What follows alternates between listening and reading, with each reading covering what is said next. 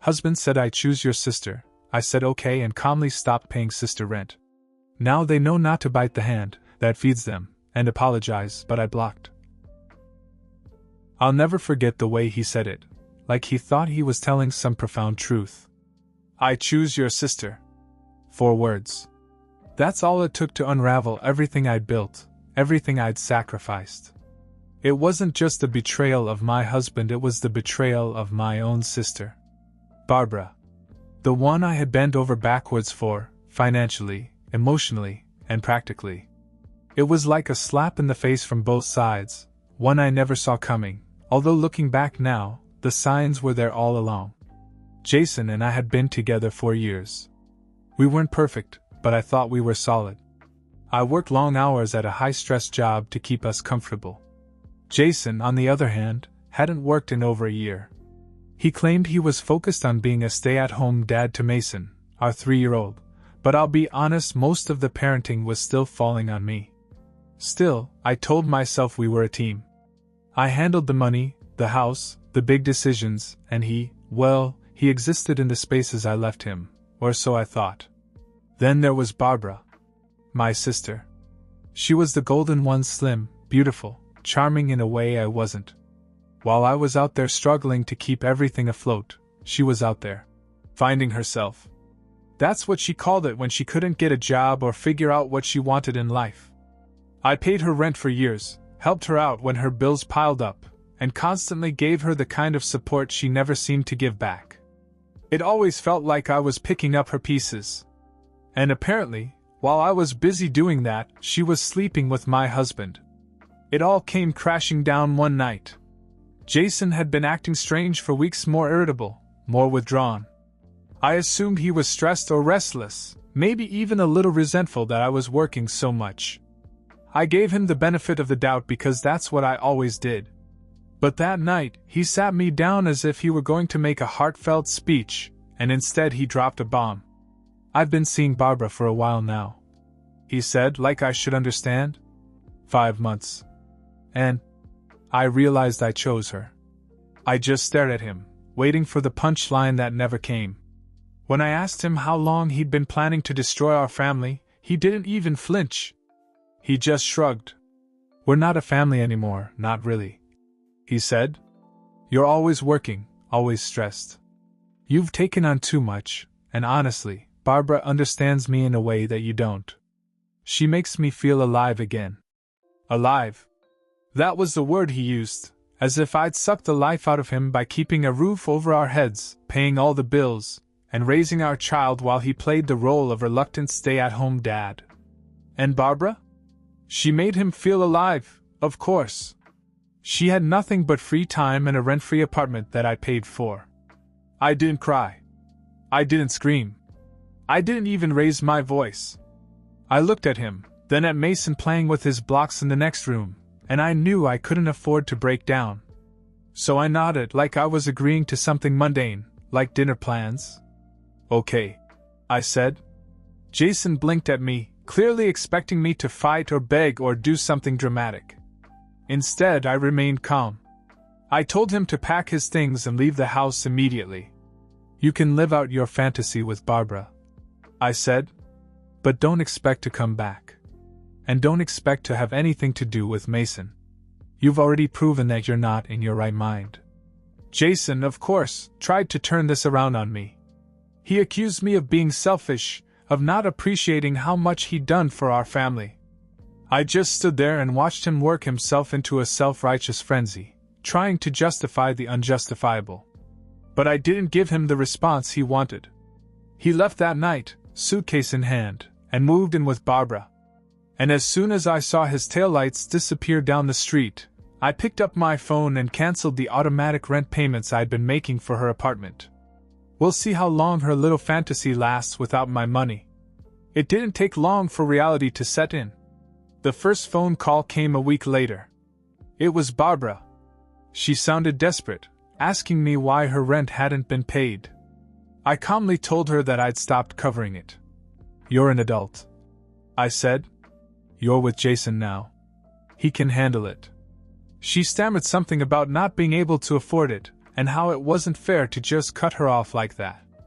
I reminded her that fairness went out the window the moment she decided to sleep with my husband.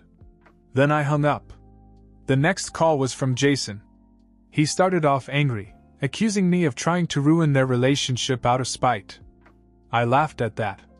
You mean the relationship you built by stabbing me in the back? That relationship?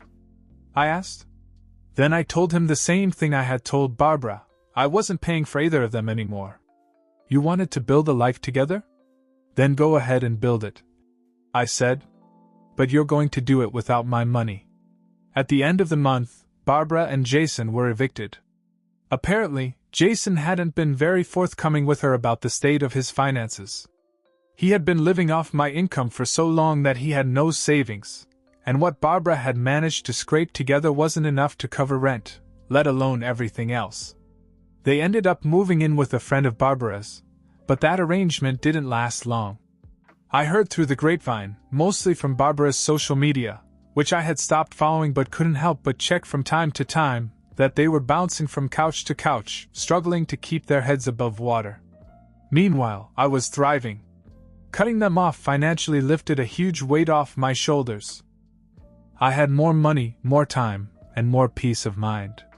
I threw myself into work, poured my energy into Mason, and even began to reconnect with friends I'd drifted away from. It was like a cloud had lifted. But then, about 3 months after Jason left, Barbara showed up at my door. She looked terrible, like she hadn't slept in days. She was holding a shopping bag full of what I assumed were all her belongings, and her voice cracked as she began to speak. "Please," she said. "I need your help." I stood in the doorway, staring at her. Part of me wanted to slam the door in her face, but curiosity got the better of me. "Help with what?" I asked. "Jason left me," she said, tears streaming down her face. "He said I was too much of a burden and that he didn't sign up for this. I don't know where else to go." I couldn't help but laugh. The irony was too rich. She had betrayed me, broken up my family, and now she was standing on my porch begging me to bail her out. "I don't think so," I said. "You made your bed. Now lie in it." "But I didn't know it would be like this," she sobbed. "I thought we were happy. I thought." "You thought what?" I interrupted. "That you could steal my husband, live off my money, and everything would just magically work out. Welcome to the real world, Barbara. Actions have consequences." I closed the door before she could say another word. I could still hear her crying as I walked back into the living room, but I didn't feel sorry for her. Not one bit. I blocked her number later that night. It happened on a Sunday morning. I had just finished making breakfast for Mason when there was a knock at the door. I wasn't expecting anyone, so I thought it was a delivery or maybe one of the neighbors. But when I opened it, there was Jason, standing on my porch like a stray dog. He looked terrible. His clothes were wrinkled, his hair was a mess, and there was a hollow look in his eyes that I hadn't seen before. For a moment I thought he might have been drinking, but when he started talking I realized he was sober and desperate. "Can we talk?" he asked. I crossed my arms and leaned against the doorframe. "What do you have to say to me, Jason?" He let out a heavy sigh and ran a hand through his hair. "I screwed up," he said. "I see that now. I thought..." He paused, as if searching for the right words. "I thought Barbara and I could make it work, but I was wrong. She's not what I thought she was." I stared at him, waiting for something more. He shifted uncomfortably under my gaze. "I didn't realize how much you've done for me, for us. I took it all for granted and I'm ashamed of how I treated you. I want to make things right. For Mason, for us. Please, just give me another chance." For a moment, I was stunned by the sheer audacity of his request. This man who had betrayed me, disrespected me, and left me to pick up the pieces of our lives was now asking for forgiveness as if it were something I owed him. "No," I said firmly. "We're not doing this, Jason. You don't get to come crawling back after all you've done." His face fell. "I know I don't deserve it, but I'm willing to do whatever it takes to make it right." I'll get a job, I'll dash. I cut him off. You don't have to do anything for me, Jason. What you do have to do is pay child support. That caught him off guard. Alimony? Yes, I said. You left me and Mason. You left me to fend for myself, and I did. But now it's your turn to contribute. Either you start paying child support, or I'm going to hire a lawyer. And believe me, Jason, the alimony option is the better choice for you. He blinked, obviously not expecting me to be so direct. But I don't have any money, he stammered. Then you'd better get some, I replied. Get a job, pick up extra shifts, sell something, I don't care how you do it. But I'm done being your safety net. If you don't step up, I'll make sure the courts force you to. Jason looked like he was about to argue, but then he must have realized he didn't have a leg to stand on. He nodded slowly, his shoulders slumping in defeat. Fine, he muttered. I'll do it. Good, I said. And while we're at it, we need to finalize the divorce. You wanted out of the marriage, remember? So let's make it official. His eyes widened slightly, as if he hadn't expected me to bring it up. You really want a divorce? Absolutely, I said. We're done, Jason. There's no fixing this, and there's no going back. This is what you wanted, so own it. He didn't say much after that. I handed him a folder with the divorce papers I'd prepared months ago, told him to look them over, and said he'd hear from me soon about the alimony arrangement. Then I closed the door. As I walked back to the kitchen, I felt lighter, like I'd finally closed a chapter of my life that had been weighing me down. Mason was sitting at the table, happily munching on his toast, oblivious to the drama that had just unfolded. I kissed his head and smiled. Jason could keep his shame, his regrets, and his excuses. Mason and I didn't need him, we never did. Finalizing the divorce and handling the alimony was not as messy as I thought it would be, probably because Jason knew he didn't have a leg to stand on. He signed the papers without much of a fight, probably because he didn't want to risk a court battle that would end up costing him more than he could afford. The alimony agreement was simple. He had to contribute financially to Mason's upbringing and pay for some of the household expenses. The kicker was that Jason had finally gotten a job, nothing glamorous, just something stable enough to make his payments on time. For once, he was forced to pull his weight, even if it was legally required. And while I wasn't thrilled about having to see him every month, it was necessary for Mason. We agreed that he would see Mason once a month, always in neutral territory, and always with me there. I wasn't going to let Jason play Dad of the Year without supervision. To his credit, he treated Mason well. He was attentive during their visits, playing with him, listening to his stories, and genuinely trying to be a good father in those small, limited moments. I won't lie, sitting through those visits was uncomfortable. Watching Jason pretend he hadn't blown up our lives was infuriating, and I had to bite my tongue more than once to keep from snapping at him. But Mason adored him, and no matter what I thought of Jason, I couldn't take that away from my son. Meanwhile, Barbara was making her own attempts at reconciliation, though she didn't have the courage to do it directly. Instead, she went through our parents. One night I got a call from my mother. "Abigail," she said in that cautious tone she uses when she's about to ask for something she knows I won't like. "Don't you think it's time to move on from Barbara? She's your sister. She's been through a lot." "Been through a lot?" I asked, laughing bitterly. "She brought it on herself. She made a mistake," my mother said. "She's a victim of circumstance. You know how vulnerable she's always been. She's not a victim," I snapped. "She made her choices, and now she has to live with them. I'm not helping her anymore, and I'm certainly not forgiving her." "But Abigail," my father cut in, "you're so smart, so capable. You've always been the one to hold the family together. Can't you be the bigger person here?" I was stunned.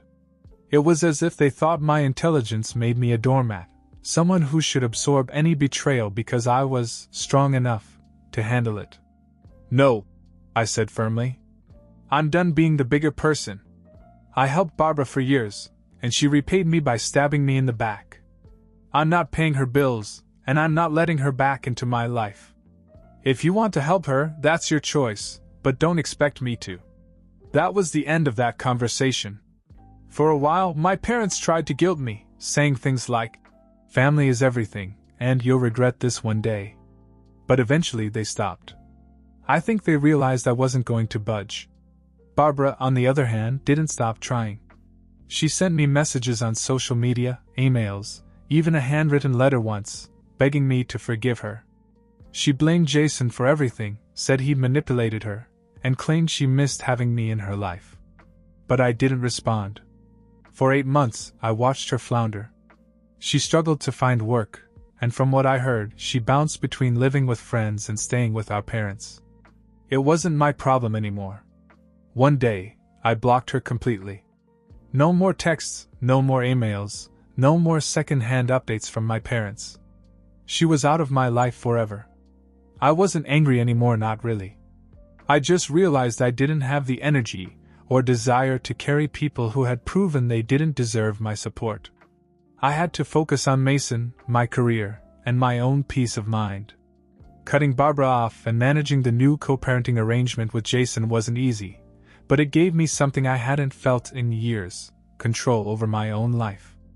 Finalizing everything with Jason took months, but in the end I felt a huge sense of relief. The divorce was official, the alimony was set, and he was paying it reluctantly, of course, but he knew better than to test me after I got the court involved. We also agreed on his visitation with Mason, once a month, on neutral ground, and always with me present. I won't lie, those visits were awkward. Jason and I barely spoke, and I could tell he hated having me there as a buffer. But he treated Mason well, and Mason adored him, which made it tolerable. I'd do anything for my son, even if it meant sitting through an hour of tense conversation, while Mason played with his dad in the park. As for Barbara, I cut her off completely.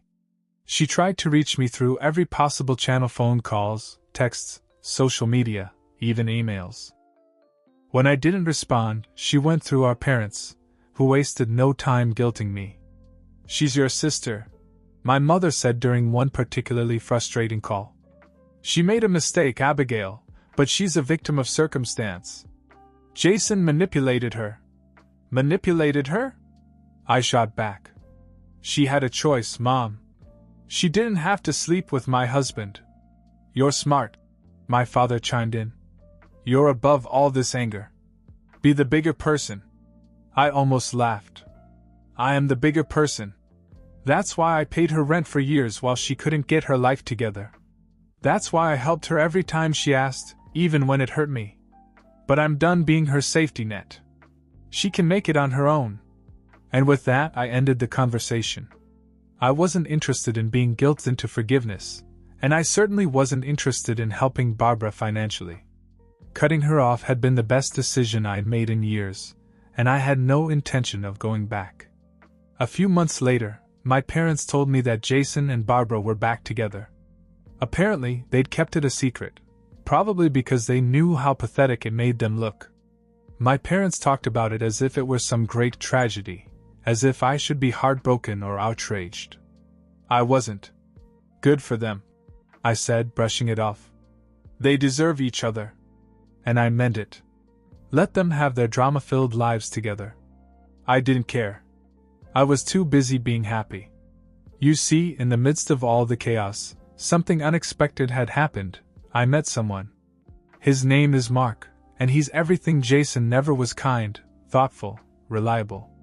He actually listens when I talk and makes me feel seen. He brings me flowers just because, not as a half-hearted apology after a fight. Mason loves him too. Mark is patient and funny, always ready to play catch or build Legos, and he treats Mason like he's his own son. Watching them together fills my heart in a way I didn't know was possible. For the first time in years, I feel like a woman again. I'm not working 12-hour days anymore, and I've stopped carrying the weight of the world on my shoulders. Mark reminds me that it's okay to lean on someone, that I don't have to do it all alone. Jason may be Mason's biological father, but Mark is the kind of man I want Mason to look up to. And as far as I'm concerned, Barbara and Jason can have their messy, secret relationship. I'm too busy living my best life to care. A few weeks ago, I ran into Jason and Barbara. It wasn't planned. I was at the grocery store with Mason, picking up some snacks for a movie night, and there they were, standing near the frozen food aisle. Barbara froze when she saw me, her eyes darting between Jason and me as if waiting for some kind of confrontation. Jason looked uncomfortable too, but he managed a stiff nod. Mason, blissfully unaware of the tension, waved to his dad. "Hi, Daddy." Jason waved back, but I barely acknowledged him. I just smiled at Mason and said, "Come on, buddy, let's go get your popcorn."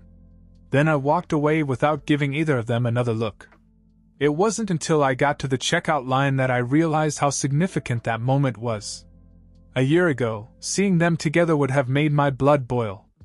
I would have felt angry, betrayed, maybe even humiliated. But now, I felt nothing. No anger. No pain. No resentment. Just peace. As Mason chatted about the movie we were going to see, I realized how far I'd come. Jason and Barbara could live their little secret life together, hiding in the shadows and worrying about what other people thought of them. I didn't need revenge or apologies or even closure from them, because I'd already won. I had Mason, I had Mark, and I had a life full of love and joy and possibility. Jason and Barbara were now just a footnote in my story, one I didn't feel the need to revisit. That's when I knew, without a doubt, that I was finally free.